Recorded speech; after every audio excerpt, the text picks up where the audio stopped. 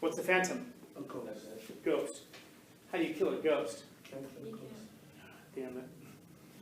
So then we're in trouble. So if you have a ghost that's haunting your house, how do we deal with that then? Leave the house. Leave the house? You just give up and leave the house? That's all you can do. Oh. Exorcism. Yeah, maybe get an exorcist in there. Befriend the ghost? Hey man, what do you need? How do you befriend a ghost? Talk to it. That's what it wants. Just wants connection and conversation. If you find yourself talking to ghosts, let me know.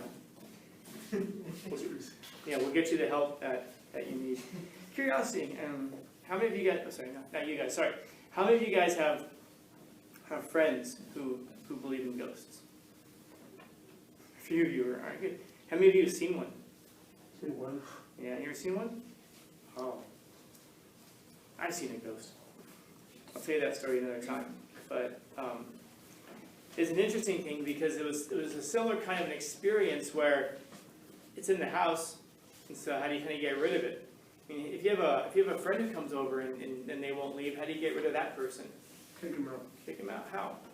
Either that. Okay. All right. You can do that. Ultimately, if you have to, physically grab them and put them outside the house. How do you do that with a phantom? You can't. You know? And so we can understand then that phantoms. How about this? What does a phantom look like? What does a ghost look like? See-through. They're invisible. So how do we see them? You can't see them. You just like kind of know that they're there. Oh, it's like you sense it in some way. Okay, so it's a thing that we know is there, and we're certainly convinced that it's there, and yet we can't physically see it. Yeah. Like see the things that it does, like things moving around. Yeah. So that'd be an example. If all of a sudden this podium, went shh, but I didn't do it, that would be pretty good evidence that there was a phantom here, right?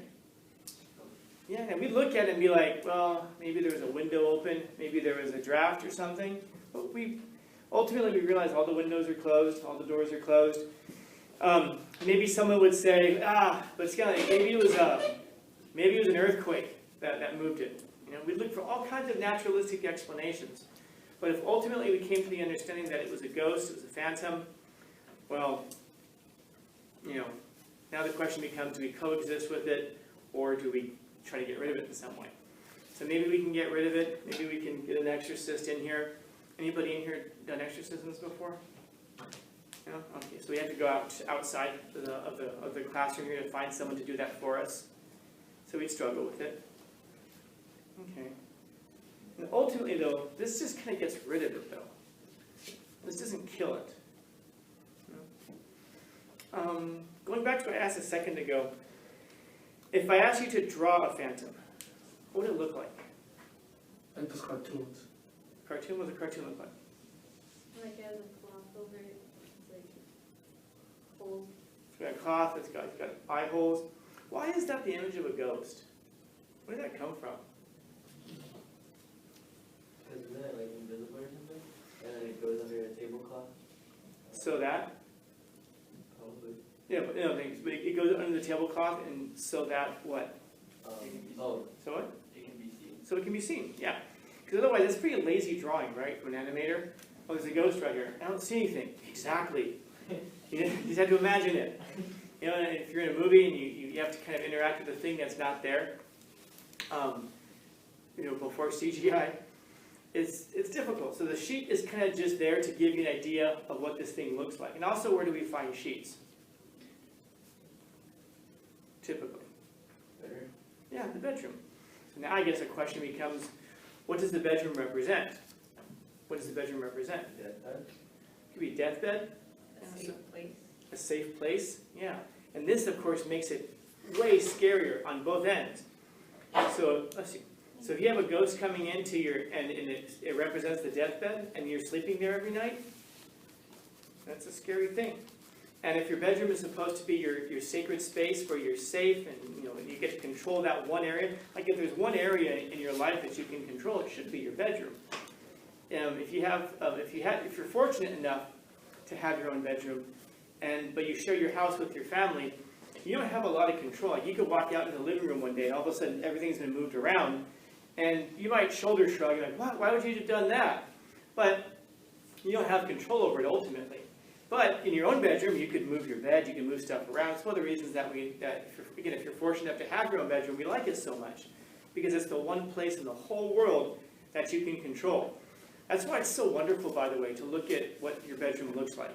Because you ask yourself, okay, so if I could control the world, what would the world look like? And a lot of times we think, it'd be wonderful. You know, if I was in charge, if I was the dictator, things would be so smooth, people would love each other, there'd be unicorns and rainbows. And a lot of times people think that sort of stuff when they're sitting in their own bedroom, which is a complete mess. Sheets everywhere, dirty laundry, uneaten food, or eaten food in dishes or whatever. Completely chaotic. I can't make my own bedroom look nice, but for some reason, I'm sure I can make the world a much better place. If you want to make the world a much better place, it's a good idea to start with your bedroom. Keep it clean. Well, clean it first off. Clean your room, and then after that, keep it clean, which is a very difficult thing to do. That's a whole other skill set to maintain it. And after you can do that, maybe after a while, you're better prepared to clean up your house and maintain your own house. And then if you can do that, then maybe you're ready to move out into your community and clean up your community and keep it well maintained. And then once you're able to do that, maybe now you're able to run for Senate, or maybe you're able to run for governorship. Maybe now you're ready to run for president. But you'll see how a lot of times people will go out and try to change the world, and a lot of times their own bedroom, the one thing that they can control in the world that they have complete control over, is oftentimes just a terrible mess. You know? So, if you want to make the world a better place, start with your bedroom. Anyway, so our bedrooms represent this one intimate place that we have complete control over. It's a place of safety. So now that's terrifying that this one thing that we can't really see has now infiltrated the one place that we're supposed to feel safest. If you're not safe in your bedroom, you're not safe anywhere. You know? And if that ghost shows up in your bathroom, forget it. There's nowhere now for you to hide at all. So now, think about this.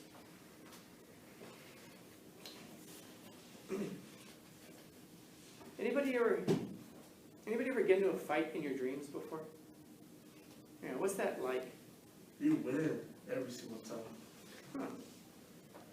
You hear a lot of people saying that their punches don't have a lot of weight. Yeah, that's a big thing. Your punches have no weight most of the time. You know why? There's actually a really good reason for it. Because those physical, mechanical parts of your body that will like regulate strength and all that are asleep. So your body recognizes that you have no power because you're asleep. And so the punches that you throw in your dreams, they reflect the actual physical state that you're in at the time, which is completely weak. So that's why you'll throw punches and you'll be really slow, or they won't have any effect at all against anybody. It's a weird dynamic. You look at, and that's a very simple way of stating it, but that's kind of what's happening in your dreams. But they also, again, represent this notion of being powerless, not being able to do anything about it. You know? And again, phantoms now, if we put all of that together, are a thing that invade us at our moments where we're supposed to feel most secure. They're frightening because they kind of prophesy the end of something that, they're as terrifying as anything in your life is. For a lot of people, death is the most terrifying thing. So it brings the most terrifying outcome into the place where you're supposed to feel safest.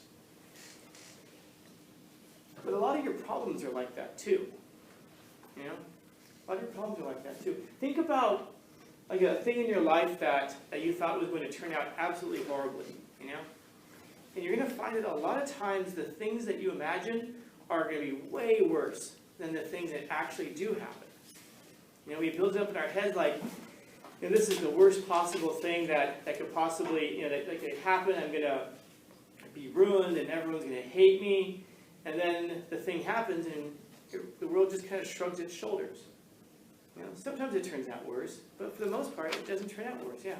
That reminds me of I heard somebody saying something like most of the things that you fear aren't actually going to happen. Yeah, we suffer way more in our imaginations than we do in real life. Because the things that we imagine ourselves turn out to be way worse than what actually happens.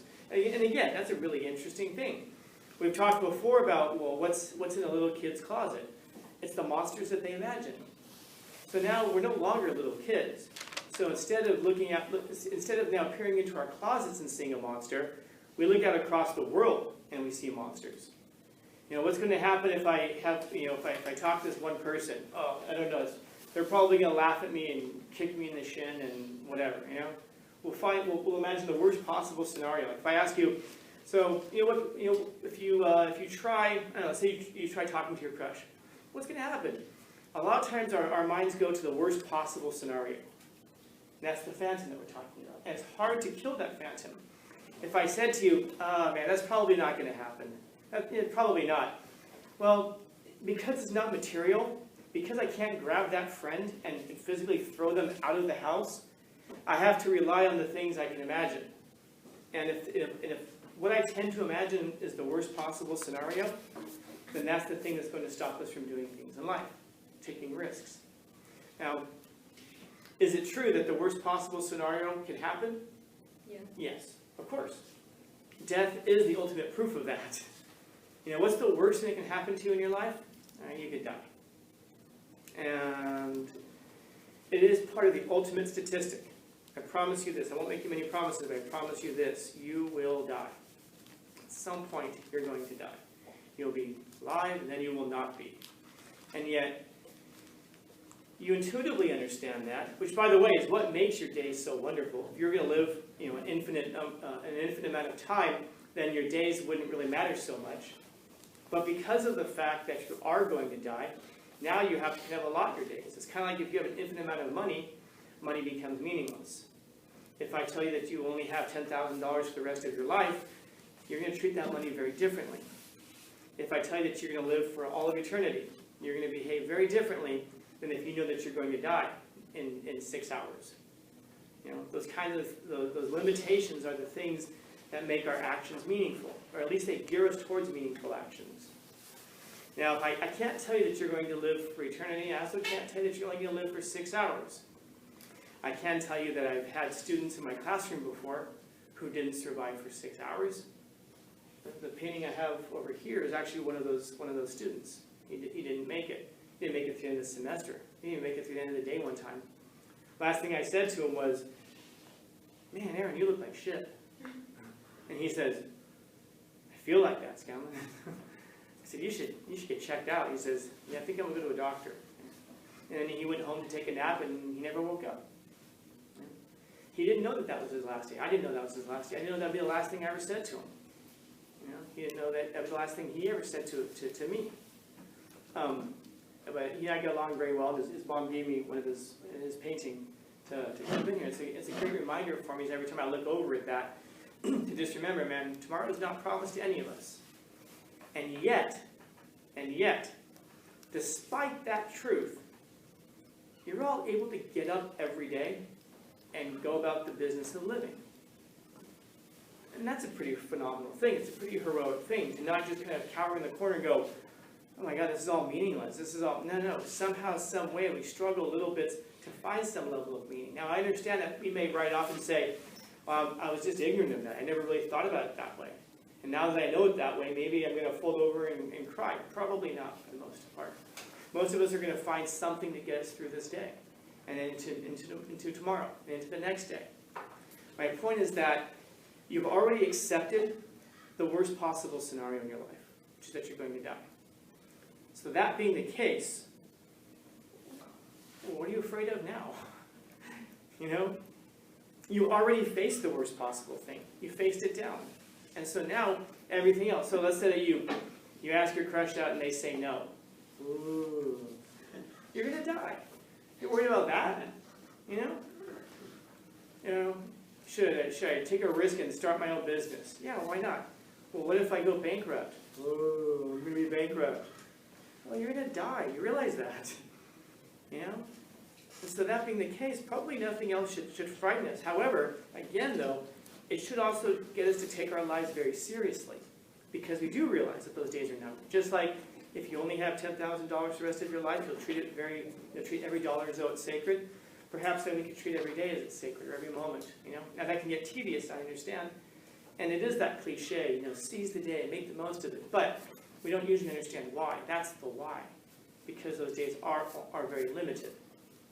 Again, I've had several students, who passed away while they were either while they were my student or while they're still here at Suhai, or within a couple of years of that.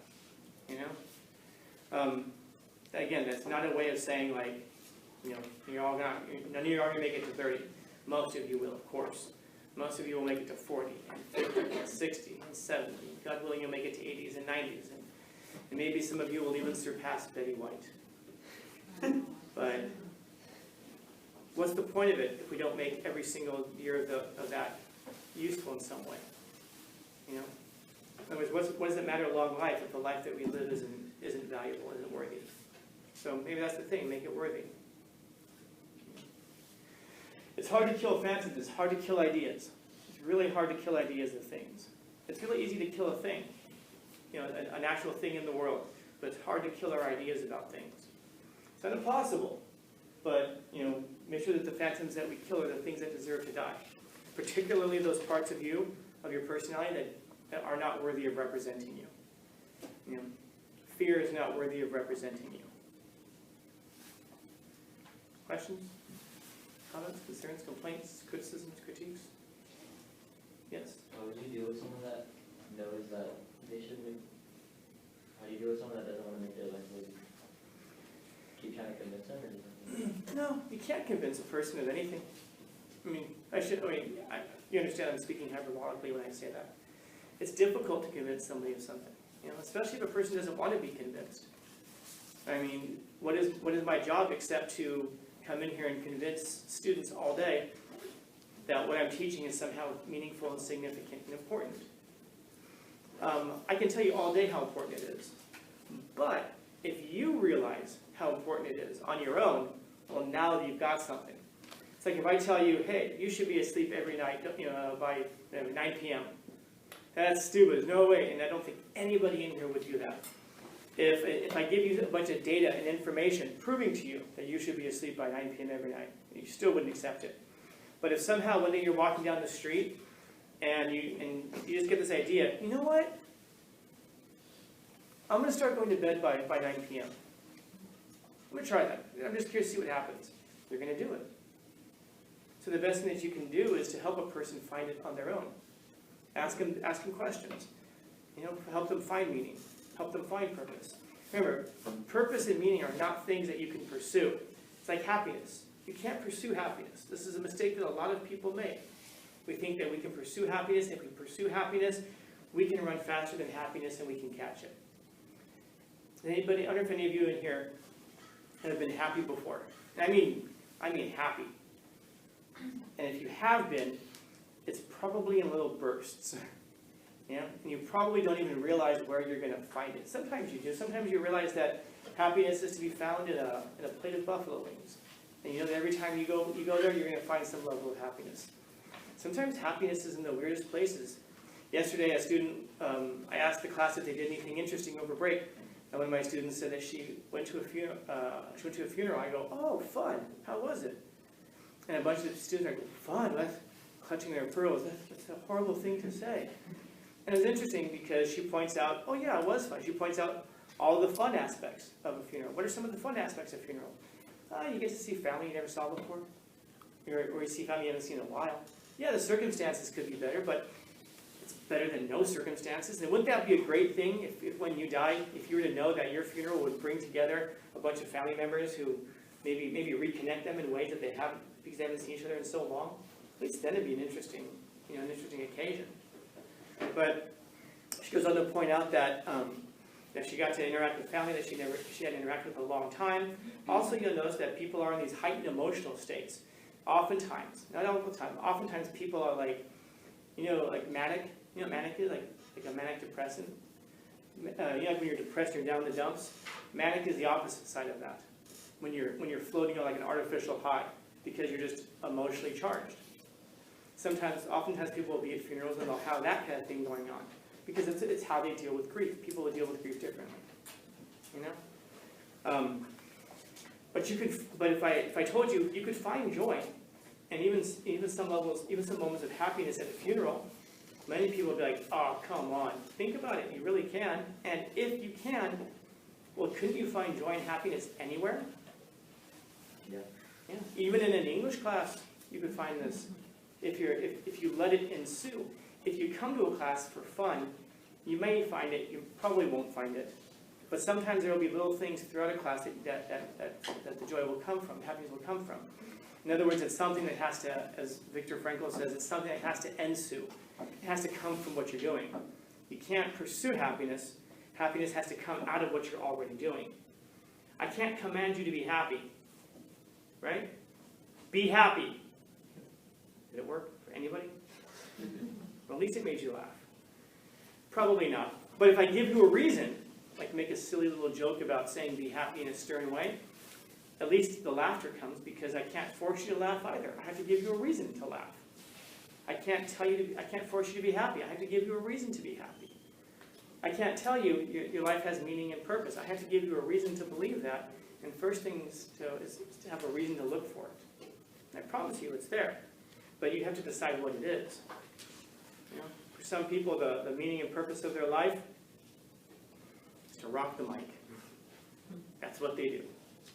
Some people, the meaning and purpose of their life is to go to work every day for a job that pays them too little, with too many hours, with a boss who doesn't appreciate them, and work that's not satisfying, so that they can come home and give us a new phone that we all realize we probably don't deserve because we smashed the last one.